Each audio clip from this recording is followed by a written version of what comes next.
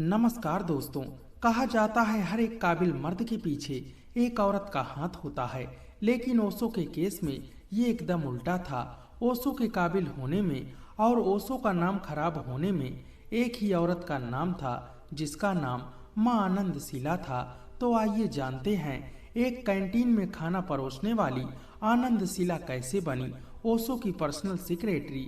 आखिर क्यों आनंदशिला पर 700 लोगों को जहर देने का इल्जाम लग गया, और आखिर क्यों रजनीश ने आनंदशिला को जेल में पहुंचाने के बाद भी आनंदशिला ओशो को अपना प्रेमी मानती है। आनंदशिला का जन्म गुजरात के वडोदरा में हुआ था। शीला आनंद पटेल शीला का पूरा नाम था। शीला के चाचा के घर के सामने ही रजनीश ओशो का घर था, इसीलिए ओशो से मिलने के लिए शीला को कोई भी कठिनाइयां नहीं हुई। जब शीला पहली बार ओशो से मिली तो ओशो ने शीला को गले लगा लिया और उसकी मस्तिष्क पे अपना हाथ घुमाया और अपनी गोदी में शीला का सर रख लिया। शीला के लिए यह अनुभव बहुत ही खास था। शीला अपने मन में बहुत ही प्रसन्न हो गई। शीला को यकीन हो गया कि वह जिस आनंद की खोज कर रही है वह यही है। शीला को ओशो के आश्रम में इतना अच्छा लगा कि उन्होंने वहां पर स्पिरिचुअल ट्रेनिंग ली और शीला ओशो के आश्रम में रहने लगी। और इसी समय शीला ने अपना नाम मां आनंदशिला रख लिया।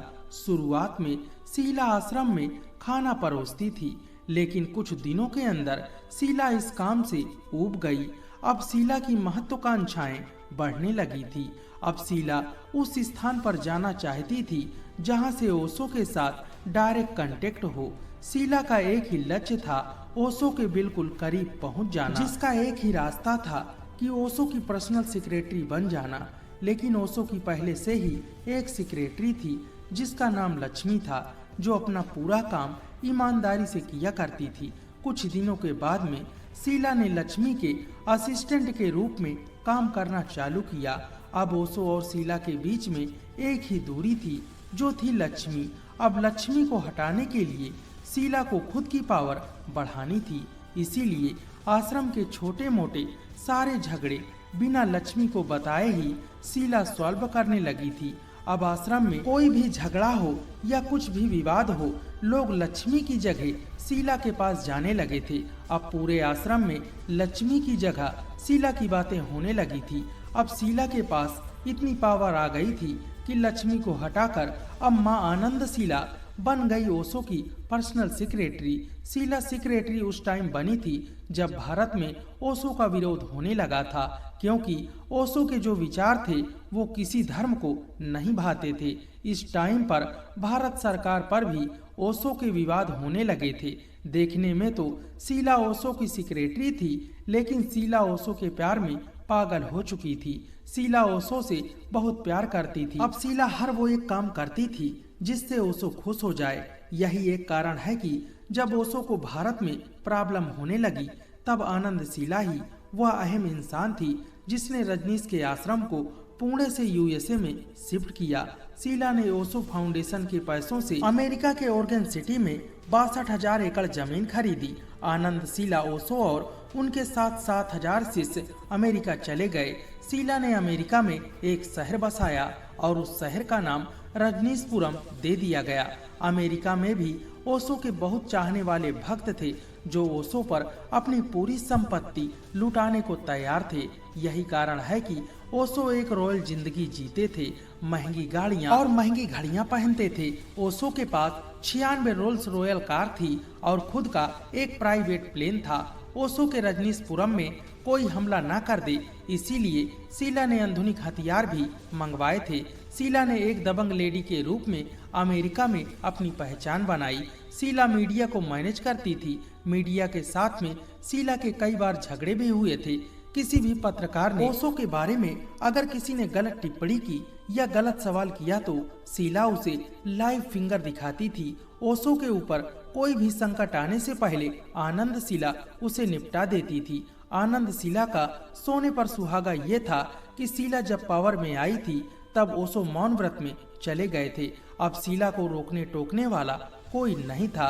मौन व्रत में रजनीश केवल आनंदशिला से ही बात करते थे। ओशो तक बात पहुंचाने का बस एक ही जरिया था, माँ आनंदशिला। आनंदशिला तो इतनी स्मार्ट थी कि वह जानती थी कि ओशो तक क्या पहुंचाना है और क्या नहीं। धीरे धीरे शीला ऑर्गन सिटी की सबसे पावरफुल लेडी बन गई। इस समय वहां पर इलेक्शन होने वाले थे और शीला चाहती थी कि 2 सीटों पर उनका भी हक हो। इसीलिए आनंदशिला ने आश्रम में और आश्रम के लोगों को जुटाना शुरू किया। शीला अमेरिका के बेघर लोगों को आश्रम में लाकर रखती थी और मकसद था कि जब वोटिंग हो तो आश्रम के उम्मीदवार ज्यादा हों और हम लोग जीत जाएं। जब यह बात एक्सपोज हो गई तब पता चला कि वोटिंग को इम्पैक्ट करने के लिए ये शीला सब कर रही थी, लेकिन शीला का ये पैतरा काम नहीं किया तो उसने दूसरा रास्ता अपनाया। उन्होंने 10 रेस्टोरेंट में सभी सलाद पर सल्मोनेला पॉइजन का छिड़काव करवा दिया। उस सलाद को खाकर 700 लोग बीमार पड़ गए। यह सब शीला ने इसलिए किया था कि लोग उनके क्षेत्र में वोटिंग ना कर पाएं। यह सब देखकर यूएस गवर्नमेंट सतर्क हो गई। यूएस गवर्नमेंट ने इस केस को सीरियसली ले लिया। इस केस को बायोट्रिक नाम दिया गया। अब यह केस ओशो तक पहुंचने का एक धागा बन गया था और गवर्नमेंट ने इस केस की जांच पड़ताल चालू की। अब यह बात ओशो के आश्रम तक पहुंच चुकी थी। इस पड़ताल में यूएस गवर्नमेंट को ओशो के पैसों के बारे में पता चला कि आश्रम के अंदर क्या क्या होता है, आश्रम में कौन से आधुनिक हथियार हैं। ये सारी चीजें अब सामने आ गईं। शीला की एक गलती की वजह से पूरा आश्रम अब संकट में आ गया था। शीला को भी पता चला कि अब इस संकट से बचना मुश्किल है।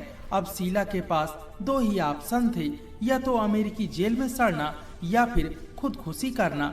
लेकिन शीला ने तीसरा तरीका अपनाया। शीला अमेरिका छोड़कर स्विट्जरलैंड भाग गई और भागने के लिए उसने ओशो के प्राइवेट प्लेन का इस्तेमाल किया। अब इधर जब यह बात ओशो को पता चली तो ओशो आग बबूला हो गए। शीला की वजह से आश्रम का नाम मिट्टी में मिल चुका था। अब ओशो ने ठान लिया था कि अब वो आनंदशिला को बर्बाद करके रहेंगे। ओशो ने अपना मौन व्रत त्याग कर मीडिया को बुलाकर एक प्रेस कॉन्फ्रेंस की और मीडिया को कहा कि शीला एक अच्छी सेक्रेटरी नहीं बन पाई, लेकिन शीला एक अच्छी विच थी। इधर पुलिस अब ओशो के आश्रम तक पहुंच गई थी। आखिर अब रजनीश ओशो को अरेस्ट किया गया, लेकिन कुछ ही दिनों में ओशो जेल से बाहर आ गए और जैसे ही ओशो जेल से बाहर गए उन्होंने शीला को एक्सपोज करना चालू किया। ओशो ने शीला पर कई गंभीर आरोप लगाए। ओशो ने कहा, शीला ने मेरे आसपास के सभी करीबी लोगों को मुझसे दूर किया। मेरे रूम में एक प्राइवेट डिवाइस लगाया ताकि वह मेरी सारी बातें सुन सके। मेरे डॉक्टर व करीबी लोगों को शीला स्लो पॉइजन देती थी। ओशो ने कहा, मेरी ही गलती है कि मैंने एक वेटरेस को अपनी सेक्रेटरी बनाया। ओशो ने कहा, शीला चाहे उनसे कितना भी प्यार करे, उन्होंने शीला के साथ कभी भी सेक्स नहीं किया। वेटरेज को उसकी औकात में कैसे रखना है मुझे पता है। ओशो ने शीला पर $55 मिलियन लेके भागने का आरोप लगाया और कुछ ही दिनों में आनंदशिला को अरेस्ट कर लिया गया। आनंदशिला पर जो भी कुछ आरोप लगाए गए थे उनमें से कुछ आरोप सिद्ध हो गए और कोर्ट ने आनंदशिला को 20 साल की सजा सुनाई। लेकिन 39 महीने के भीतर शीला के अच्छे बिहेवियर के कारण जेल से रिहा कर दिया गया। जेल से बाहर आने के बाद आनंदशिला ने ओशो पर एक भी टिप्पणी नहीं की। केवल आनंदशिला कहती थी, ओशो मेरे प्रेमी हैं और मैं उनकी प्रेमिका हूँ। तो मित्रों, ओशो और आनंदशिला के बारे में आप क्या कहना चाहेंगे? आप हमें अपनी राय जरूर बताइए। वीडियो पसंद आई हो तो लाइक कीजिएगा, चैनल पे नए हो तो सब्सक्राइब कर लीजिएगा। धन्यवाद।